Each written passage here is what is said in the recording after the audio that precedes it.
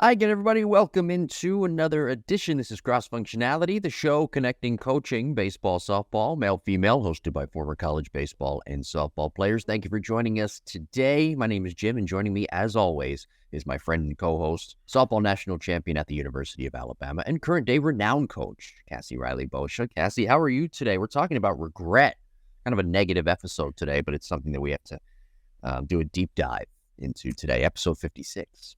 Yeah, I think the only time regret turns into a true bad thing is when others can't use it or you can't use it later on, right? So the hope is that with this, we can kind of outline some of our regrets, or at least my regrets, and then times we've witnessed regret, and maybe expose the light to that for some athletes or parents before someone else experiences it themselves.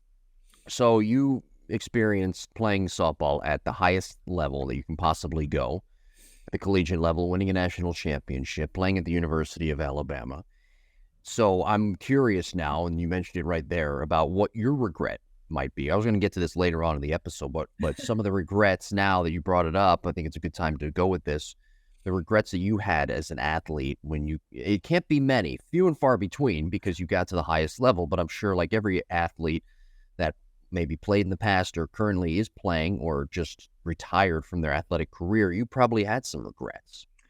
Yeah, and it's funny. I think just because I was conditioned this way as an athlete, it was very difficult for me to look at a situation and be like, all right, how could I regret a loss? How could I regret a hard time? Because is this not setting us up for something else? Does this not need to happen in order for us to achieve the next level? But I think I guess I always used to think, did I leave a rock unturned? Was there something I could have been working on, or something in the back of my head that I was almost just avoiding instead of dealing with? And that might have been the only time I ever, whether that was a mental thing or a physical thing about my game, where I thought I might have hurt my teammates by not dealing with the discomfort of handling something versus, the comfort of kicking the can down the road and having to deal with it at another time. But I mean, my freshman year, the best example I can think of is I had, bunting was fairly easy for me. And then I got to college and experienced real movement and real spin on pitches. And I, all of a sudden,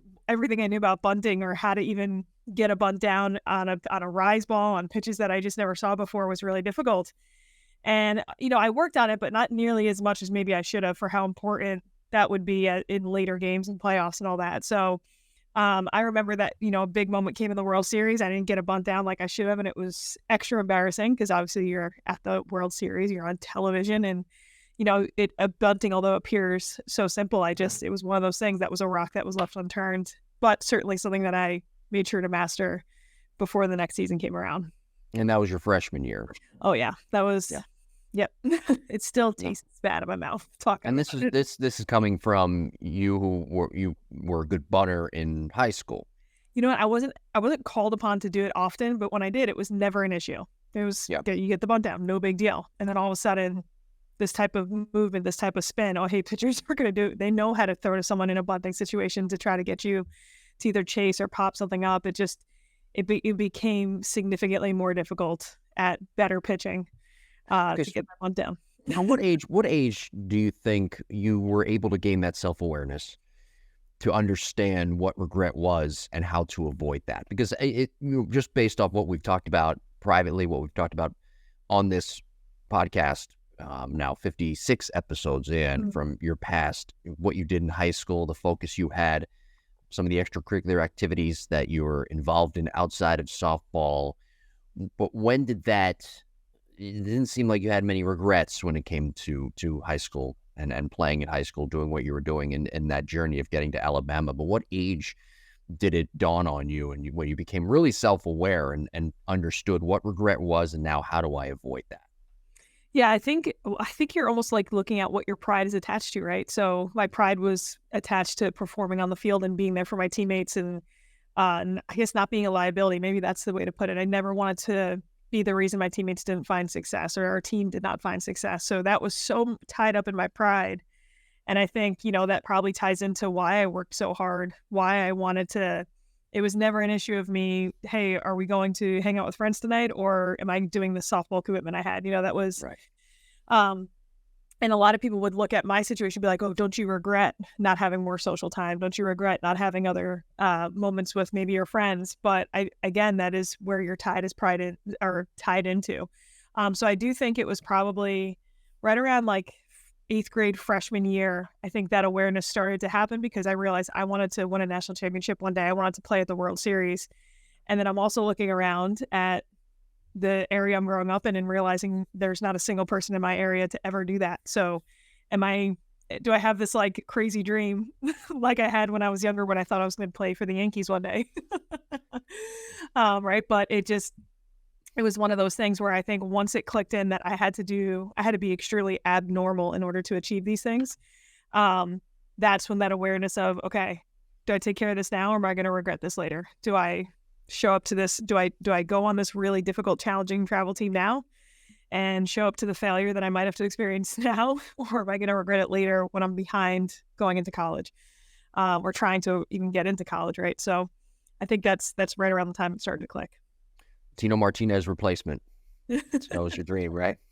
You know what? 4th grade Cassie was so set on it. Yeah. Did you write that? Did you write the Yankees? Was that your dream goal that you wrote down in your 4th grade yearbook? Yeah, for sure. It was like, I think it's like, well, maybe a little younger. I'm trying to think how old you are. Oh no, 3rd, 4th. Yeah. So right around like 11, 12. I think it was like right around that time where I was like, okay, I'm going to do it. And then right around 13, 14, that shifted into like, all right, I'm going to transition that to softball for now. Right. Did you ever play baseball? Was there ever a time? Never played, Never no played. t-ball, Okay. no nothing. Yeah. Which is, I mean, it was all backyard stuff. And when I joke about like the 10,000 hour thing that Malcolm Gladwell says about expertise. Yeah. The amount of time you log, whether that's a backyard, a before school program, an after school program, like just nonstop playing, hitting, I'm sure it added up at some point. Now, when you were 4th grade Cassie, fifth grade Cassie, before you turned 13, and you shifted that dream a little bit, did you study more what baseball players were doing rather than softball? Did you study the Yankees? Because that was at the time, what, 99, 2000, that was the Yankee dynasty. Well, that was the time. That was peak, right?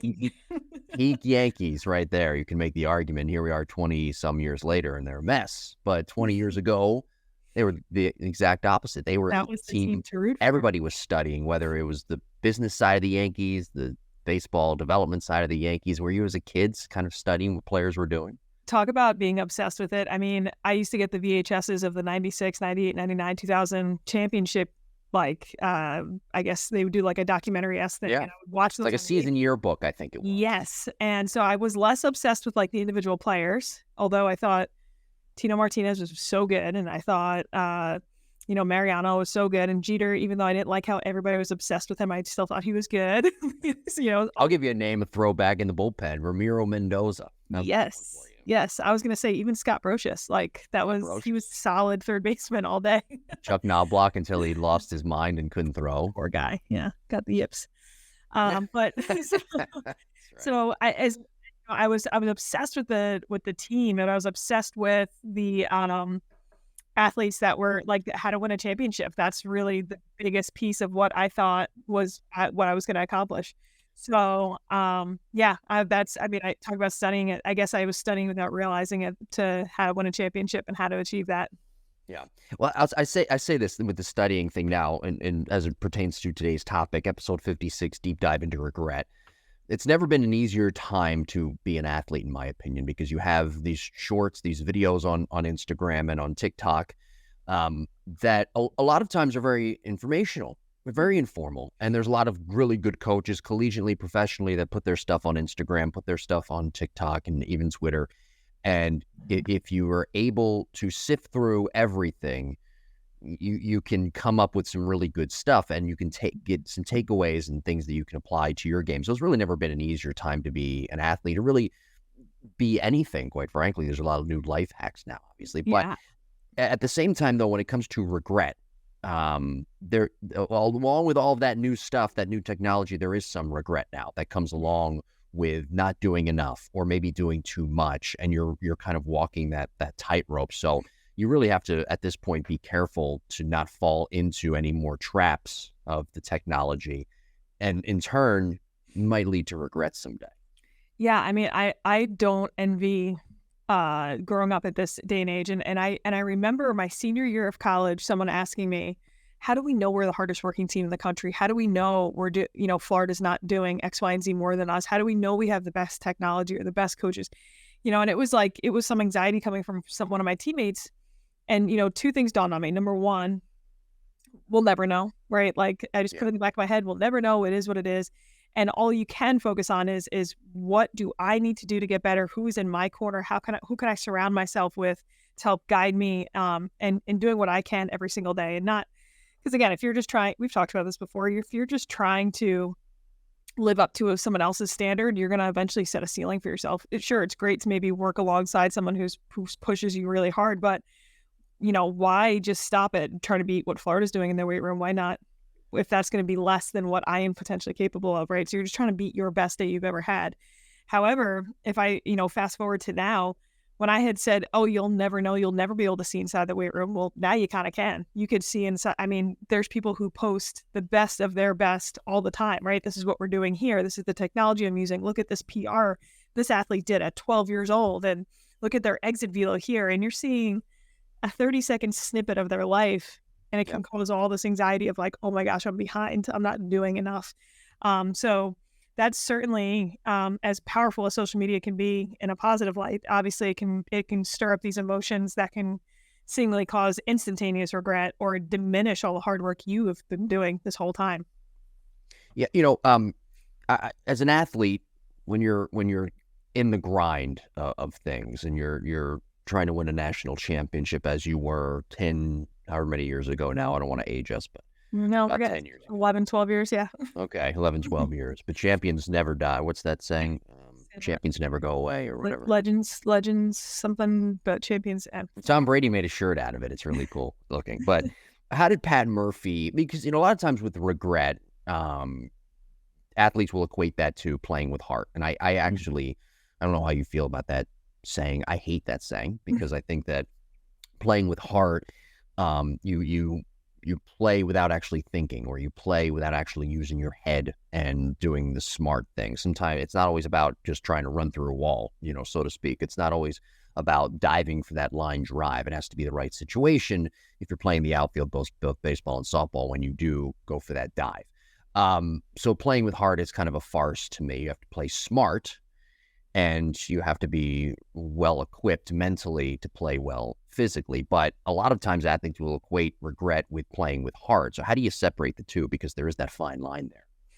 Yeah, and I think of a situation right away. We had Washington come play us one year, and they were ranked number one in one poll. We were ranked number one in another poll. It was a game under the lights. It was so hyped up at the time, and I remember we went out there with, and probably what you're alluding to is like just all this raw emotion playing on the field, and Yep. we were over swinging, and we were making some mistakes that we wouldn't have made had we just calmed down. I remember Murph brought us in, and he goes, hey, this isn't football. You can't run out there and tackle them to get some of this emotion out. And it was just, that's part of a coach recognizing, what does the team need to hear? Calm the hell down. We're going to take one foot in front of the other right now. We're going to approach this one pitch at a time, one inning at a time, like we've done every other game. And the biggest thing was we always played a nameless, faceless opponent. We were always trying to just beat ourselves. It doesn't matter if we beat that team 10-0. If it should have been 13-0, we had 3 missed opportunities to score. That was on us, right? And so when you have that process focused mindset, or that in the now focused mindset, all of a sudden it's very difficult to have regrets of losing your head to emotion or losing your play to emotion, because, well, I stayed the course. I tried to win one pitch at a time, and that's it. Period. If we won, if we lost, you couldn't be upset about that, because you gave what you needed to do. You took care of your job on that one pitch at a time mentality. Well, next week we're going to be talking about becoming a fearless athlete. And I think in a couple of weeks, episode 58, our main topic of discussion should be breaking that farce of, I'll come up with a better title, but breaking the farce of playing with heart, because I think that plagues athletes mentally, and they do the wrong things mentally. And even in every sport, playing with heart, I think, has more negatives than it does positives. But Well, we'll talk right. about that in a couple You of want to, and again, like you don't want to be a robot, but I think what you're getting at is like, you don't want that to be the only thing that's driving you, where you start to lose your head in certain Right. areas. And especially in baseball, I had a coach in high school who used to always say, play with heart, and it annoyed. And even to this day, it annoys me to no end because it's just so ignorant. We'll talk about that, though, in a couple of weeks. Episode 58. Episode 56 today, deep dive into regret. Follow us on social media at Jim Tara on both Twitter or X, whatever, and Instagram at Coach_CassieRB on Instagram, at Coach CassieRB on Twitter. Follow us on social media. Give us a like, whatever.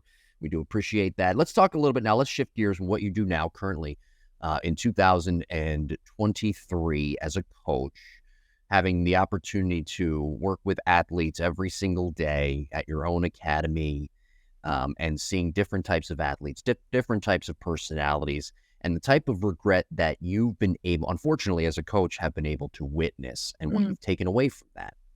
Sure. So, in writing up these podcast notes, I tried to do this, and the number one regret I'm seeing right now. And granted, so I'm surrounded by a lot of baseball athletes, which means I have a lot of males who are, in particular, seeking pitching as their position. And those athletes, so essentially, the higher skill of an athlete you are, like the more preparation you're going to need. So, where athletes are, we have this mentality of like, oh, you should play a second sport. Basketball is good for you to do in the winter. Give your arm a break. That is helpful to a point. When you start to become a recruitable athlete, or you become a guy who, or a girl who all of a sudden has a real shot at going to that next level, the higher level of college, baseball and softball are some of those sports where it doesn't mean you should go travel the country and continue playing your sport, but to train for your sport in a really smart way is the most effective way. And what we notice is athletes who are like, no, I should be a multi-sport athlete. I'm going to go play their junior, senior seasons. Let's say they lose out on these 24, 26 weeks that they could potentially have of off-season training to prep for their spring and summer. And we've had athletes come back and be like, you know what? I felt weak. I ended up with a little nagging injury. I didn't feel like I was completely prepared for my upcoming season. We don't see that much with our lacrosse athletes because I think it translates really well. The same athleticism that's needed in basketball it translates fairly well to lacrosse. But we do notice a lot of our baseball, softball athletes will come in ending up in their later years, if they're an athlete that is looking to get recruited at that next level, regretting playing that winter sport and not training for baseball or softball.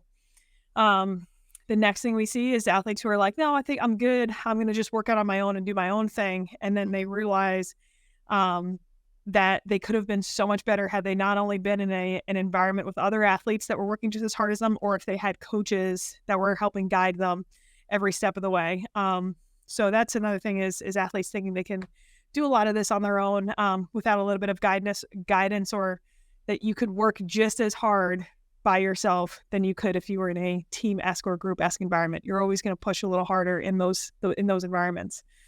Let me ask you this really quick. You mentioned in there that the high skilled athletes, the more high skilled, the more preparation you need. Mm. Now, does that only pertain to baseball? Because we see a lot of times in football, the most skilled quarterbacks, they'll sometimes just go off script. They are prepared, but they don't always need to be fully prepared because they're so talented they can go off script. Does that only pertain to baseball and softball, the highest skilled athletes? I think most preparation. Yeah, I think golf is probably another one that I'll see where they're not really going to get that translation. It's like the more specific, I guess, the skill is. Maybe that's a better way to put it. And it's not, because athleticism and skill is very very different. You could be extremely athletic, but you could not be as skilled in hitting a ball, throwing a ball type thing, or swinging a club. Now a lot of times you see both, right?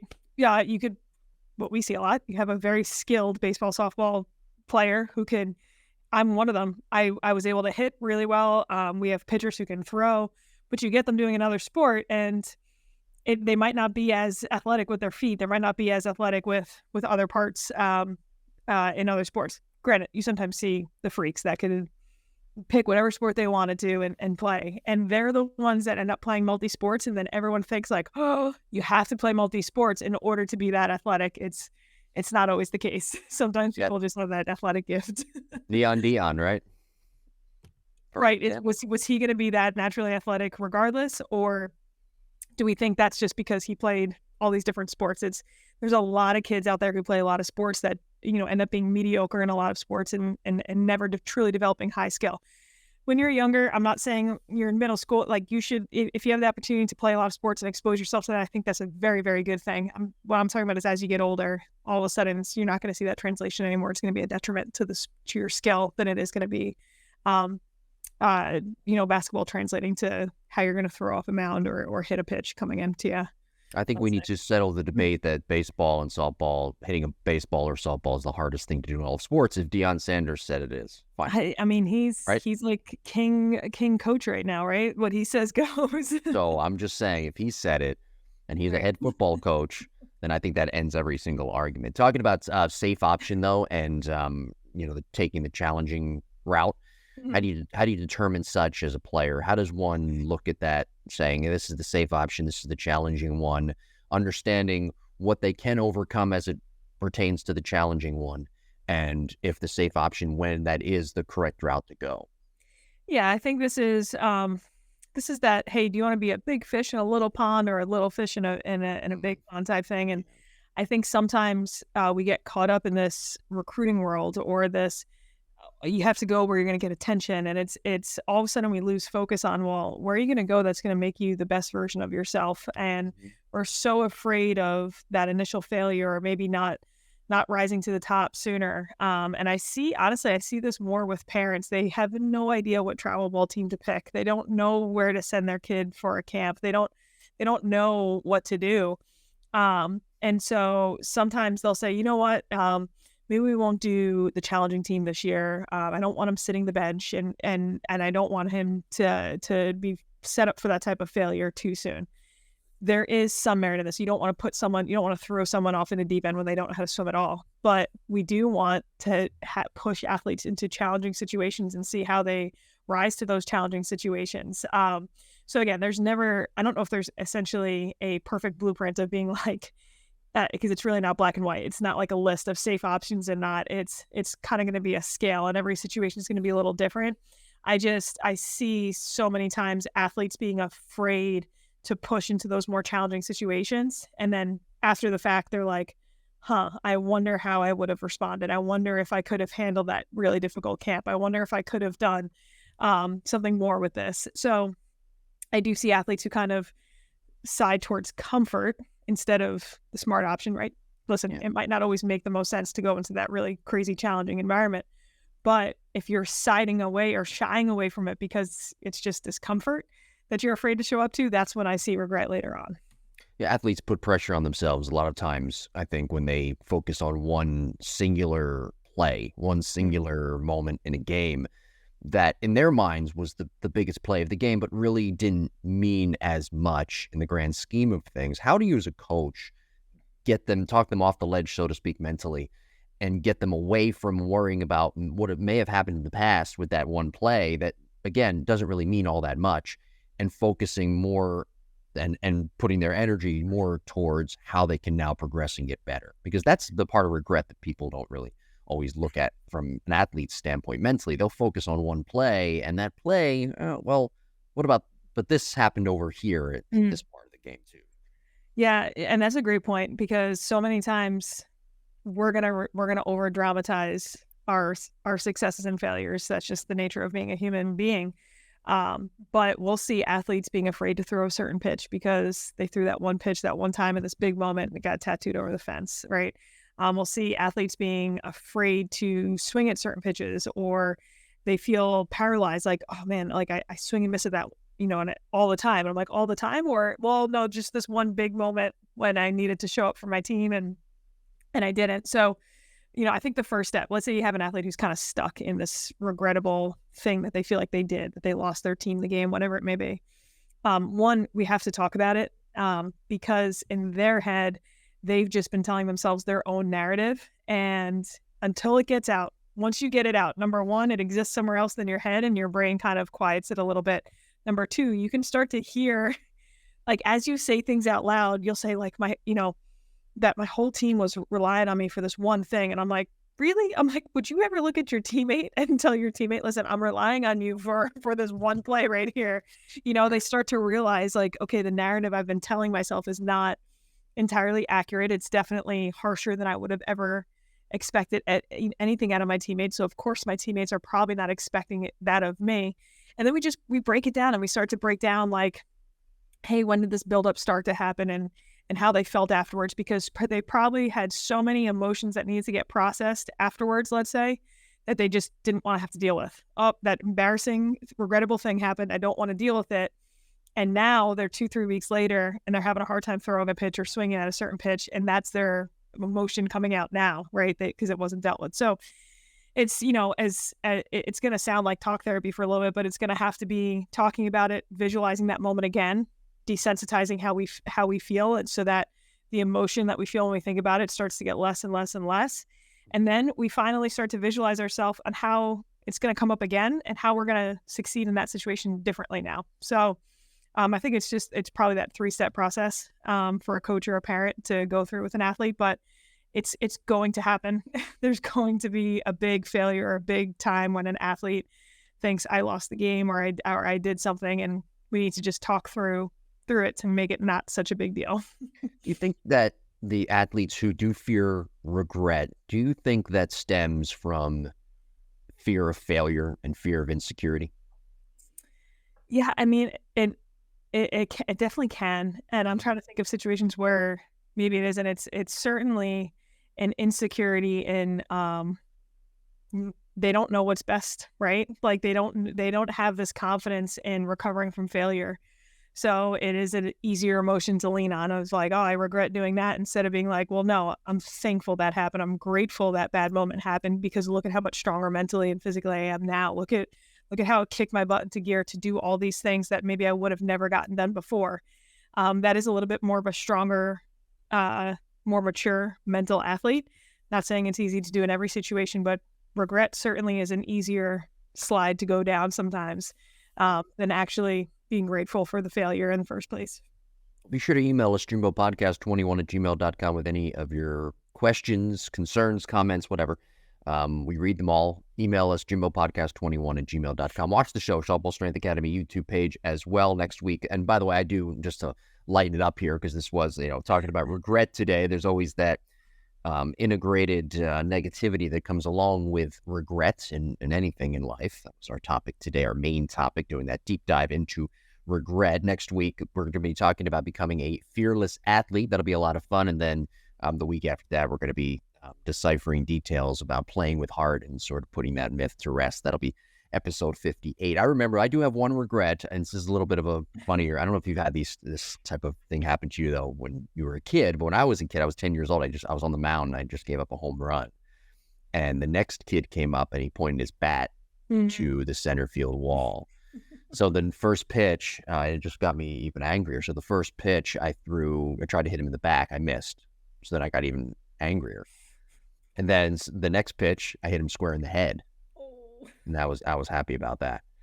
So I do regret that a little bit, maybe hitting him in the head. Maybe I should have done the shoulder. There's my regret, my one. But it seemed like your control was too dictated by your emotions then.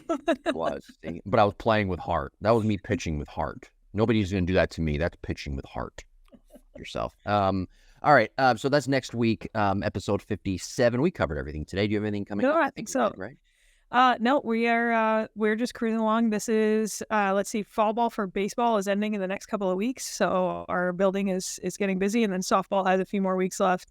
But yeah, we're getting ready this is our biggest time of the year, is the off season, when we get to train a lot of our people.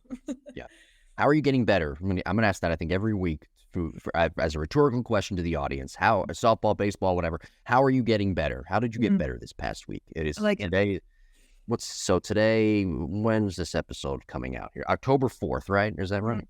I think so, yes. Now 31 days in September. I always get that confused. 30, yes. Well, do you know how you can tell how many days are in each month? No. Use your knuckles. If it's a big knuckle, so January, February doesn't, March does, April, and you go all the way down. July and August are back-to-back. They both have 31, and December and January are back-to-back. So I like that. There you go. Now you know every month. You just go big knuckle, little knuckle. And October's easy to remember because of Halloween. There you go. Oh, I'm amazingly surprised the women our age. Sorry, I have to point this out about girls. The women our age who are still kind of obsessed about Halloween. I don't understand. But then again, I don't understand the TikTok craze either. Yeah. Well, Halloween's fun with kids. I'll tell you that. Yeah. Are you going to be anything for Halloween, by the way? I don't think so. We have a month to decide. Yes, I don't think so. But it is fun when you have kids. They get really excited, extra excited about Halloween. All right, well, be sure to subscribe to the podcast, Apple, Google, Spotify. Watch us on YouTube, Softball Strength Academy YouTube page. We'll talk to you next week.